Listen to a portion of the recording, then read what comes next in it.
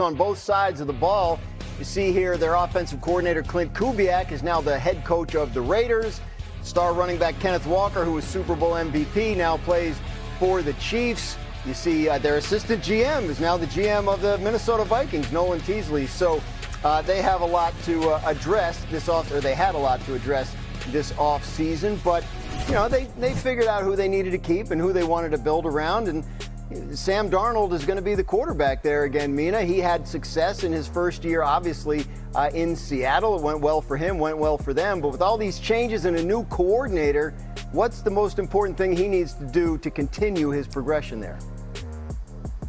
Yeah, I think for Brian Fleury, the new offensive coordinator, the job is something that Clint Kubiak did his best at, but at times it was a little bit up and down in terms of Seattle's offense, and that's keeping Sam Darnold out of 3rd and long. Obviously, that's true of any quarterback. It's harder on 3rd and long, but especially true for Darnold, who on 1st down was a top 10 quarterback in QBR, 8th league-wide. But then on 3rd down, not just 3rd long, he dropped to 26, which was the biggest delta of any quarterback outside of Cam Ward league-wide.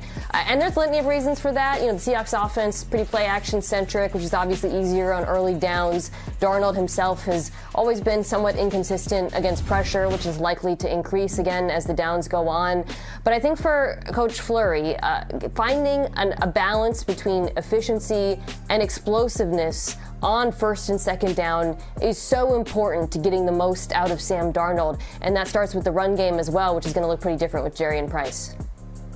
Normally, I would laugh at a nobody believes in us, I have a chip on my shoulder gimmick from a Super Bowl champion. In this case, it is incredibly valid. The Seahawks are on the short list for most disrespected Super Bowl champions of my lifetime. I think the Eli Giants are on that list twice. I think that the Von Miller, Peyton Manning Broncos are on that list. But it feels like the day after the Super Bowl, we started a new conversation about everybody but the Seahawks. And we've glossed over the fact that in the Super Bowl, they had a 50% pressure rate on Drake May, that they hit the ball carrier in the backfield over half the time. One of the best postseason performances in both regards in the history of the NFL. Last year, regular season, 2nd best pass defense per play in the NFL the entire season. Defense, best at limiting explosive plays on the ground. They're an unbelievable team. They didn't lose that much. And the fact that we just moved on from them and started talking about the Rams and all these teams we're going to talk about later is disrespectful to everybody. Having said that, I'm picking the Rams to win the NFC. It's going to be hard to move on from Seattle because they're going to be just fine offensively. I did make some calls before I came to the show, a little bit of intel on Seattle. More motions and shifts in the offense. They will have that with Brian Fleury. I'm told that Sam Darnold's really comfortable with that. Rashid Shaheed, we know he's fast. Yeah. He had a major spring, I was told. He and Sam Darnold hitting it off. They're going to give him more. Some of those routes you saw that Jackson Smith and Jigba was running so well last year, he'll still do this, but they're going to give more short to intermediate stuff too to Rashid Shaheed. He's going to be a big-time player for them. They feel comfortable. Those tight ends are going to be moving all around with the motion that they're going to be doing. That's the thing. We talk about who they lost, but they made a point to keep certain guys, Rashid Shaheed among them.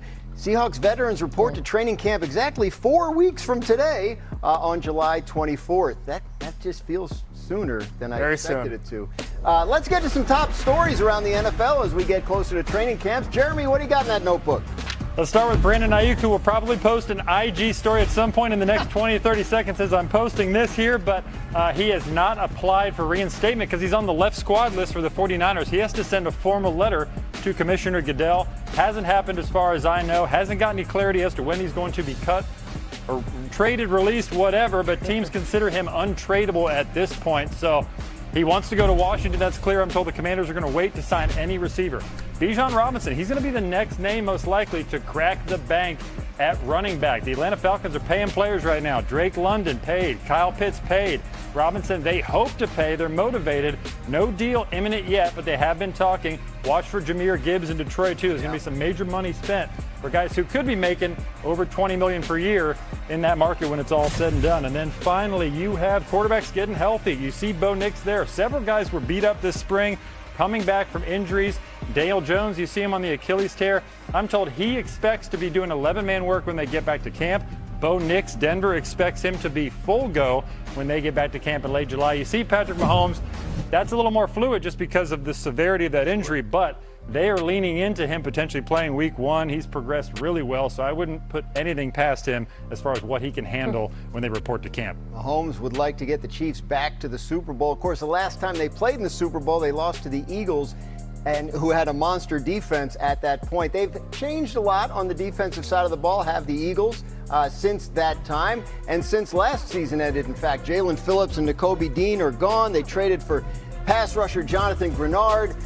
So a little turnover there on that side of the ball. But all-pro linebacker Zach Bond is still there, and he recently spoke about his expectations for Vic Fangio's new-look defense as they head into 2026.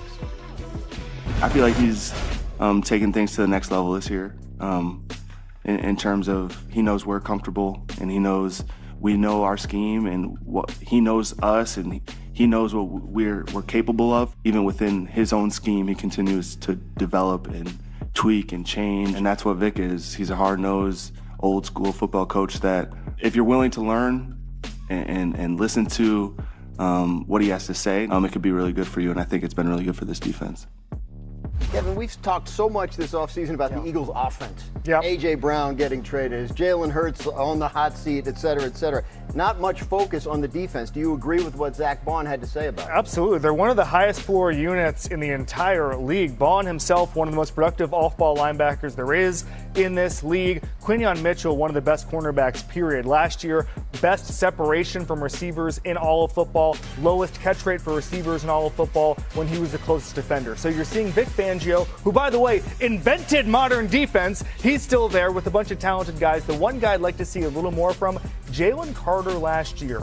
He had a career low in double teams faced and yet had a career low in getting to the quarterback. I'd like to see a little more from him in a huge year, obviously. But this is a high floor unit. We talk about the offense because they're so high variable, but this defense has to be good for them to compete.